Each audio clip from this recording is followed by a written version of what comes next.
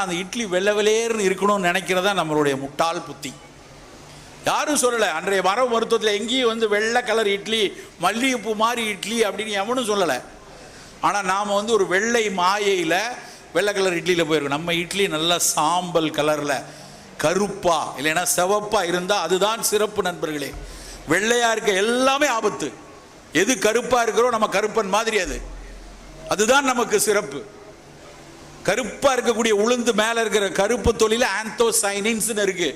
கருப்பு பன்னீர் திராட்சை திண்டுக்கல்ல இருந்து கிடைக்குது. அதில் ரிசர்வட்டால், சும்மா இல்லை, ஆந்தோசைனின்ஸ் ரிசர்வட்டால்ங்கிற வார்த்தையை நீங்கள் கூகுள் பண்ணி பாருங்க. புற்றுநோயை எதிர்க்கக்கூடிய சத்து அதில் இருக்கு. அதை போய் நம்ம தூர போட்டுட்டு கொட்டை இல்லாத திராட்சை இருக்கா, விதை இல்லாத திராட்சை இருக்கா, விதை இல்லாத திராட்சை சாப்பிட்டா விதை இல்லாமல் தான் போயிடுவான் அவன். எதுக்கு? நம்ம ஊரில் நம்ம பகுதியில் விளையக்கூடிய திண்டுக்கல்